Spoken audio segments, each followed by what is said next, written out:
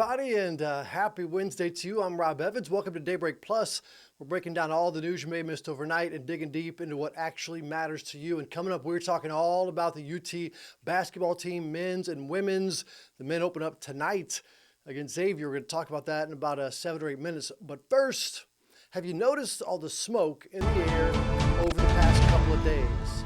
Over the weekend, wildfires burning Gillespie County, but the smoke came here to Austin.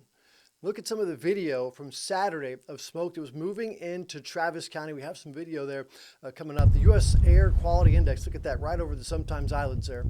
The U.S. Air Quality Index reported the highest pollutant levels in 30 days. They labeled the air unhealthy for sensitive groups. Sabranium Ruhan is a local pulmonologist, and we talked to him, and he's starting to see a lot of health complications from this smoke. Take a listen. Those particles are really quite small, and they pass through bandanas, surgical masks, dust masks that a lot of folks who work outside use, and they get into your lungs and can create a lot of problems. Now, the group most at risk include people with underlying lung disease, asthma, heart disease. However, when the air quality is very poor, I mean, look at that right there, everybody can be at risk. Now, if wildfire smoke is in the air, doctors recommend staying inside if you can. Avoid strenuous activity outside. Make sure your air filters in your homes and your cars are up to date. Make sure they're clean. Now, to stay up to date on the fire danger, you can always download the KVUE News app. It is available in the App Store and Google Play Store.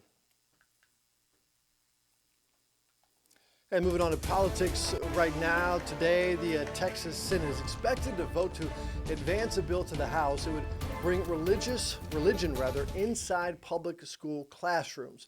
Now, this is Senate Bill number 10, and it would require all K through 12 public school classrooms to display the 10 Commandments. The text must be clear enough to read for a person with what they call average vision anywhere in the classroom. The posters could be either bought by the districts or they could be donated. 7:03 right now, taking a live look at our Zach Theater camera and a tech giant. So you see the sail building right there on the far right of your screen is lit up in kind of green there. Well, the tech giant is finally moving into the so-called sail tower in downtown Austin near Lady Bird Lake. Leaders from Google confirmed they are finally moving into that. There you see it there, 35-story skyscraper on West 2nd Street later this year. Now this is 2025. Google has held the lease for that building since 2019, but it has remained empty, that big, beautiful building. And you know how expensive it is to live downtown, right? Could you imagine what they could have done for the last 6 years? Whew. Google's lease, by the way, runs through 2038.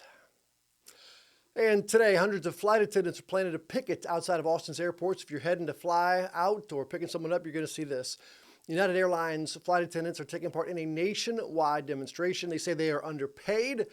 And with United reporting record profits last year, the company, they say, needs to negotiate new pay for unionized workers. The protest set to start at 11 o'clock this morning. And Barton Springs Pool is back open. Heck, it's almost warm enough to get out there, right?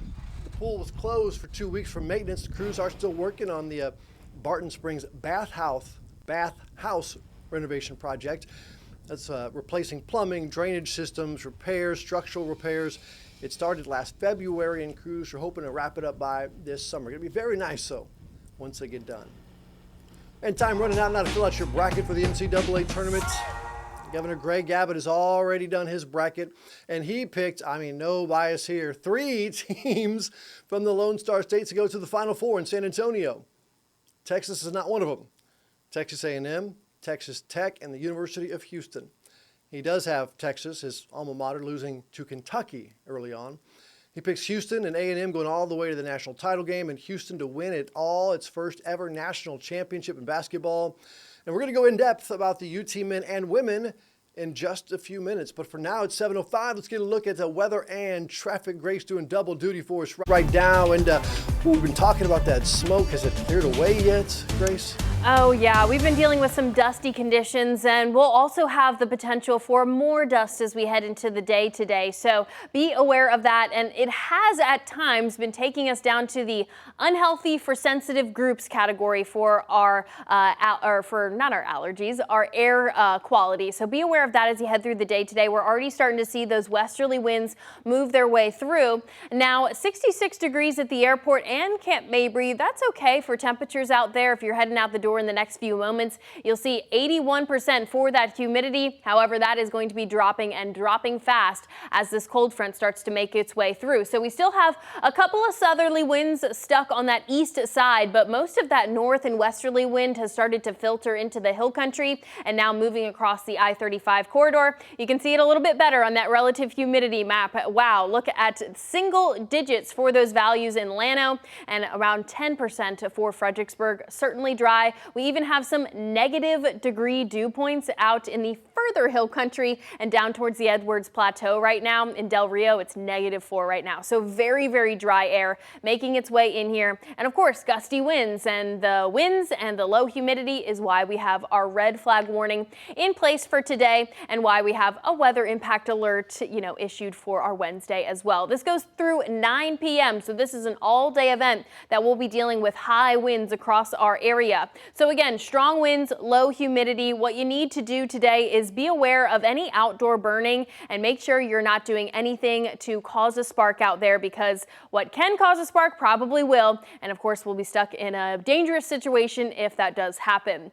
Okay, so for today, our outlook is in the extreme category. That's another reason why we've issued the weather impact alert day, because, all of our conditions are really exacerbating what's going on today. However, tomorrow we can be thankful for a calmer day across the region. We'll also see some cooler temperatures out there, which I think a lot of people will like too. Starting off the day on Thursday, some of us may be in the 30s tomorrow, so make sure you don't put away that jacket. We'll be rebounding temperatures here in no time through this weekend. 87 degrees for Sunday, out ahead of another disturbance that's moving through. Only a 20% chance for maybe some rain, maybe one thunderstorm or two. We'll have to track that as we head through the rest of this week. All right, let's get a check on traffic for this morning. There really wasn't too much happening until about 20 minutes ago. Our map is showing slowdowns, especially for Buda and of course for Maynard too. Those are kind of our trouble spots around town. And we do have some crashes, so let's check in on that. On the north side of town, right outside of the hospital there, Seton Center Parkway and Research Boulevard northbound, we have a crash right there. Doesn't seem to be causing too many issues, but of course be aware of that. And then down towards the other side of town, we did have a stalled vehicle on the northbound lane of I-35 over towards MLK Boulevard there, but that has since been cleared. We do have one crash also, Hedgewood Drive, Hartwood Drive, and that is in not a major roadway, but just in a neighborhood there. Also coming in from Buda and Onion Creek, we kind of just have our normal run-of-the-mill stop and go conditions there. Back to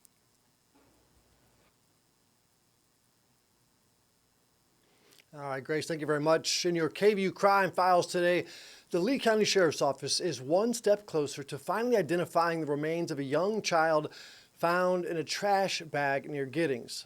Now, in case you haven't heard about this and wondering what we're talking about, this mystery actually dates back about 50 years. But as KVUE's Yvonne Nav reports, it's a mystery that modern technology might just be able to help solve. Take a look. September 7th, 1975. It was a nice sunny day. A family was having a picnic at a roadside park off Highway 77 near the Fayette County line when the dad spotted a trash bag under a tree. And inside the bag was a small baby, decomposed. It was wrapped in Buster Brown clothes. Former Lee County Sheriff Rodney Meyer remembers that day well. This old newspaper clipping shows him working the scene. He was a deputy then. There was nothing to go on. Yeah, nothing back then. Fast forward to 2023 and a changing of the guard, so to speak, when a new sheriff took over. I wasn't alive when this happened. And that sparked up an important conversation. When I took office, I had a meeting with Sheriff Meyer. We talked about old cases, and this cold case came up. We went over as much stuff as I could remember from the case, 50 years ago. Sheriff Durenberger now believes the remains are that of a 4-year-old child. The skull had brown hair and 3 puncture wounds. The remains were initially sent here to DPS, then to the Oklahoma Medical Examiner's Office. It's been there for years and years in a box somewhere. That is until the end of last year, when Sheriffs Meyer and Durenberger retrieved the remains and sent them off to the University of North Texas for DNA analysis. Meanwhile, in Giddings, This is a diagram Deputy Meyer prepared back then. investigators recreated the crime scene using Meyer's hand-drawn map from 1975. They also used a bluebonnet electric map to find a nearby power pole and tree that still exists today. And now, with a DNA sample, the hope is genealogy can finally help track down a family member. They did the best they could with the tools they had, and we do the same thing today. We just have different tools. It's sad because here we have a small child and we don't know who the family is. This child was abducted, was kidnapped, was a known family member, was traveling through, or people that lived here. We have no idea. That was Yvonne Nava. Now, it's not clear how long it's going to take to get the results back from the lab or if genealogy could even uncover the child's identity. But law enforcement and law officers in Lee County say they are hoping this is one mystery that will be solved. Of course, if you know anything about this, you can call your local authority. All right, moving on right now at 7:12, and the Blue Ghost Lunar Lander, you know, the one we've been talking about, developed and guided by Cedar Park-based Firefly Aerospace, such a cool thing. Well, it has done its job, and it now is resting. It has fallen silent after more than 2 weeks on the moon. Check this out, though. The lander captured these stunning sunset photos on the moon before it shut off. Scientists gave their final update on the mission, saying it's highly unlikely that the Blue Ghost will turn back on after experiencing the cold or the dark side of the moon. This is actually solar powered. We talked to one of the engineers a week or so ago, and it was built to actually only last 2 weeks. Now, the solar day is a lunar day is 2 weeks. So in 2 more weeks, when the sun comes back, maybe, they say it's unlikely, but maybe it'll come back to life. And that lander right there, he told me, is going to last tens of thousands of years on the moon. Pretty cool. They did a great job doing what they did. All right, let's talk basketball, shall we? Deep dive now to the NCAA tournament, and the journey to the Final Four is in San Antonio, or to San Antonio rather, begins tonight in Dayton, Ohio, and that's where the Texas men's basketball team will take on Xavier in the first four, the play-in game to the NCAA tournament. After a strong run in the SEC tourney, the men's basketball team did somehow make it. An at-large bid, a lot of people were shocked. The SEC set a record 14 teams to the tournament. That is insane. Texas hoping to stay in it for the long haul. There will likely be a lot of Xavier fans at the game, though, since Dayton's only an hour from their home in Cincinnati. The first four, or play-in game, will tip off around 8 p.m. tonight. The winner will take on Illinois in the first round Saturday. But let's dive in right now into the men's and women's NCAA tournament. All right, we wanted to talk to the expert right now, and the sports director here at KVUE, Jeff Jones, joins us. And welcome to the KVUE Daybreak Plus studio, by the way. First time. First time, and we'll take the people behind the curtain. Rob, you and I were just talking. I haven't been in here to do anything like this before, and it's wowing me with all the different camera angles and everything. Y'all got a nice setup. They're fancy. You're fancy. They this did it right. I just sit in front of the mic. But this is a big time for basketball fans, but UT fans especially. First, before we get to March Madness, how in the world, and we're happy for Texas, how did Texas get in at that large bid? Yeah, when I heard the word how, I knew exactly what you were going to ask. And it's a fair question. Yeah. And actually, Texas has tied a record, an all-time March Madness record, and it's not necessarily the one you want to tie. Their 15 losses, the most for an at-large team to ever make the tournament. Wow. 15 losses. So that question is a common one and a fair one. How did they get in?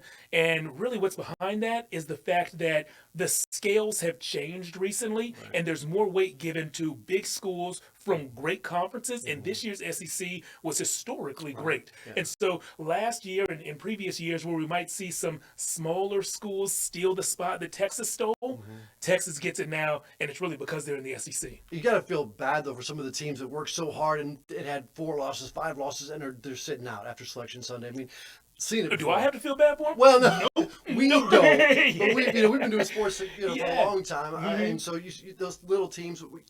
Yeah. sorry, but not sorry. Sorry, yeah. not sorry. Yeah. And it is rough for them, especially the teams who played really well during the regular season and then maybe hit one roadblock in the conference tournament, and that loss at the wrong time is what cost them. But selfishly, I like to cover March Madness, and if Texas gets hot right now, like they have been over the past week or so.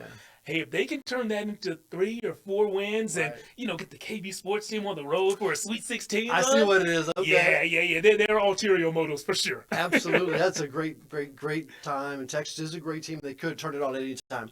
But let's talk about, they got to do the play-in game. They're not even in the tournament technically, I guess, the way they do it now. It's weird, right? They're in the field of 68, but not the field of 64. Right. So they do play in that first 4 matchup in Dayton. And so they're an 11 seed, and instead of opening tournament play against a 6 seed, they open tournament play against another 11 seed. They're playing a team, Xavier, from right outside of Dayton. And so you're thinking maybe Texas is at a disadvantage. It's going to be like a road game, but not so fast. Dayton hates Xavier. Oh, okay. So today in his press conference, head coach Rodney Terry, I guess yesterday in the press conference, head coach Rodney Terry kind of pleaded to the people of Dayton. He says, I know about your rivalry. Instead of cheering for the guys from down the street who you cheer against for the rest of the year, show up wearing burnt orange and cheer for us. That is cool. So, this first 4 matchup, you don't know what the crowd's going to be like, if they're going to be for or against Texas, but Texas does have to earn their way into the first round this year. How do they match up against Xavier, by the way? Big, size-wise, speed-wise especially. Yeah. Size-wise, Texas has a guy, post player, Caden Cedric, who he can bang with anybody. He's got good height on him. He plays above the rim. And if there is a smaller, kind of slighter post presence, well, Caden can bang with him, and we expect to see something like that against Xavier. We asked the guys, the Longhorns, if this Xavier team reminds them of anyone they played against this year. They said a little Kentucky, a little Vanderbilt. Those are teams that the Longhorns have had success against, have had good wins. Rodney Terry told us maybe the best win of the season actually came recently against Vanderbilt. So what is it going to take, do you think, for Texas to make a run? Not just win the play-in game, but the actual tournament. What do you think it's going to take to make that run? To, as you think, Final Four maybe to be nice. Maybe it's a little bit Is that much. what I thought? I don't know if Texas... Sweet 16, Yeah. 16. I wouldn't mind seeing them in the Sweet 16. And, I haven't finished filling out my bracket, but I go back and forth. Is this Texas team one that's going to go to the round of 32 or to the Sweet 16? So if they're going to hit their peak potential, which is what we're talking about, I think it's because they're going to believe what they're selling to us. And what they're selling to us is that this is a team that's finally healthy, and that's important. They have a lot of veteran guys who they got out of the transfer portal, and they've spent some time on the IR, on the sideline, not playing. Now their team is fully healthy for the first time since non-conference play, and they have a guy named Kendall Weaver, who not a lot of people are talking about, and I get it. He's never going to lead the team in scoring, assists, or rebounds, but he's always going to lead the team in effort, and the team is open about it. When Kendall is on the court, he's giving it his all, and you don't want to be embarrassed by comparison. You don't want to be the guy slacking off when Kendall's out there giving it his all. So the fact that he's out there giving high energy, they tell us that raises everyone's energy level, and you can kind of see it. We saw that through the SEC tournament, and this is a team that looked pretty good in the SEC tournament. They got bounced to Tennessee. Tennessee, the top 2 seed in this year's tournament. So if Texas can go toe-to-toe with teams like that, they might be able to advance to the Sweet 16, or you hinted at something else. I don't know if they have that in them, but they've shown that they can play with the best. Right, which is fantastic. Now, who do you have picking to win the bracket, by the way? Can I ask you that, or is it too soon? Yeah, it's all good. So I haven't finished filling it out, but I do know I'm going to pick Auburn to win it all. Okay. They're going to be a popular pick this year. They are the #1 overall seed, and just full transparency, I lived in Auburn, Alabama from the time I was 2 until I was 12. Okay. Yeah. And so, I just got a soft spot for the Auburn Tigers. We saw them this year. They came to Austin and played in the Moody Center. That was a game. Remember, I said that Texas can play with the best. Auburn was the #1 team in the nation when they came and played in the Moody Center, and they beat Texas, but not by much. This was a 2-possession game late in that game. And so we saw when Texas is up and rolling, they can play with anybody. But when Auburn is playing at their best this year, they have looked like the best team. So they just have to piece that together. Oh man, it's an exciting time, but we honestly, we have to really talk about the women, because Texas women, they were number one for how long, and now they're doing fantastic. Yes. What a program! And now they're the number one seed in their bracket as well. Yeah. They're on Saturday. Yeah. And Rob, I got to continue singing your praises, man. All day long, people, when they see me walking around, they want to talk about the tournament. They want to talk basketball. You were the first one to, in the first sentence of our basketball conversation, you say, yeah, the men's team is great, but tell me about the women's team. And I really can't say enough great things about this team. They have a perfect mix of veteran leadership, players who have been 3-year starters, some players who have been starters and key producers here at Texas and at other schools, and they have a young elite talent in Madison Booker. This young woman can play 1 through 4, so that's point guard, shooting guard, small forward, and power forward, and she can succeed at all of those positions. When she enters the WNBA draft, which won't be this year, but in the future when she does, I expect her to be a top 3 or 4 pick. She is a program changer. And when you pair her up with a guy like Vic Schaefer, who knows the X's and O's as well as anyone in the sport, you can get a special run. You'll remember that when Vic Schaefer was here his first 2 seasons, he led the Longhorns to the Elite 8. And those teams, nothing against those teams, but talent-wise, This is better. Those teams don't compare. This one's way better, like you said, Rob. So there is no ceiling for this team. There's no team in the nation that this year's Texas Longhorns women's basketball team can't beat. And honestly, if they bring their A game and they catch somebody on the right day, they might end up beating everybody decisively. Okay, so the only real, though, a little bit of concern is obviously South Carolina, because the last 2 meetups, but they won't meet them until later on, I guess, in the matchups. That's right. So we won't see that matchup for the 4th time this year until later in the tournament. And like we said, that they have matched up already 3 times. South Carolina won 2 of those. Texas won 1. Texas proved they can play with South Carolina. They can beat South Carolina. But Texas must bring their A game. If they bring anything less than that, well, it's going to go towards the team that's been there and done that. South Carolina going for their 3rd national championship in the past 4 years. Texas is in the way, though. I think Texas can do this. What's your pick for the women's side? Texas Longhorns. That's it. I think they're going to do it. Yeah, I really, really do. It's just that mix of talent, leadership, experience, and head coach Vic Schaefer, hammering it home on the X's and O's. And when we talk to this guy, and we have like these Zoom press conferences with him all throughout the season, and I think it's because like it helps his schedule, keeps him efficient. But when we talk to him, they'll be in the middle of like an 11, 12-game win streak, and Coach Schaefer only wants to talk about what's not going right. You can see it on his face. It's not just talk. So he keeps their minds right, their minds focused on improving year-round, and I think this is where we see it show up. In March. It sounds like Tom Brady. He's only talking about what goes wrong. He never talks about the good things, Super Bowl wins, talks about the losses. All right, what do we need to know? Is there any surprise teams? Is there anything else that you can think about from March Madness? Let me see. I think it's just for the casual fans out there, the ones who fill out the men's bracket and try to watch all the men's games until that bracket is busted. Please do not make the mistake of forgetting about the women's side. Oh, yes. Because, that sport, that game is on the rise, and the Texas Longhorns are at the forefront of it. It is an excellent product to watch on the court, and if you haven't tuned in all year, right now is the best time to tune in. And this Saturday, they're going to be at home, right? Yeah. The first 2 rounds, in theory, as long as there's not some massive upset early, the first 2 rounds, they will be at home. If they win both of those, which I expect them to do, they'll play the Sweet 16 and Elite 8 in Birmingham, Alabama, and then move on the Final 4 this year on the women's side in Tampa, Florida. You want to take a trip to South Florida? I think so, yeah. Do you have some good places we should hit I do. I used to live there, so yeah, we'll go let's together. Get you on the list there. Let's do it. Jeff, thanks so much for your time, and welcome man. to Daybreak Plus Studio. This back anytime. Just so beautiful. And we've got more from Jeff coming up later this week, talking more women's basketball. But for now, we're leaving you with something to talk about. And the next time your commute on I-35 takes you longer than expected, remember, it could always be worse. Imagine your commute was supposed to be 8 days, but lasted for more than 9 months.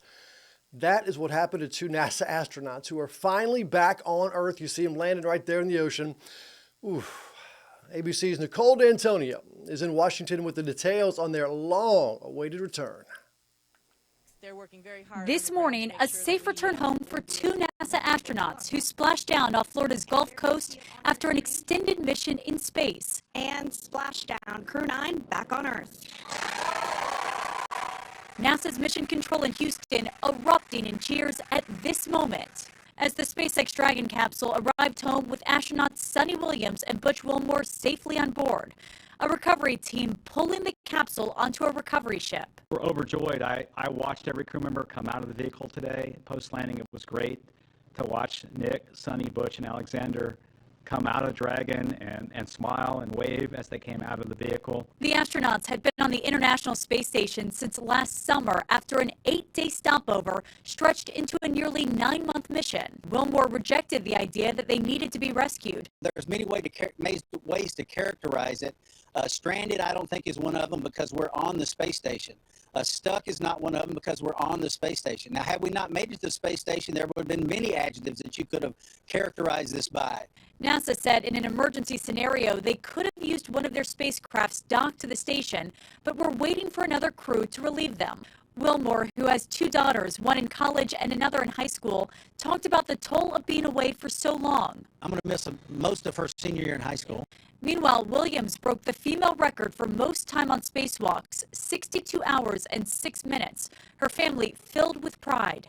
I'm very proud of her for being such a role model. I think she's inspired a lot of young girls all over the world. I think she's touched a lot of people. Now, along with Williams and Wilmore, the capsule was also carrying another astronaut and a Russian cosmonaut who took the spacecraft to the International Space Station in September. Nicole D'Antonio, ABC News, Washington. Yeah, they weren't stuck. They planned for it. They had a backup plan just in case, and it worked. All right, so that's it for Daybreak Plus. Let us know what you would like to talk about, though. Message us at 512-459-9442. Tomorrow, with all the recent talk about UFOs and the government releasing videos from military pilots, we are looking at your responses to the question, do you believe in life outside our world, aliens, UFOs, unidentified aerial objects, whatever you want to call them, ET? You still have time to message us. Please do. You can also message me on social media at Rob Evans TV on Instagram, Facebook, and X. And stick around because Daybreak continues right here on KVUE+. Goodbye, everybody.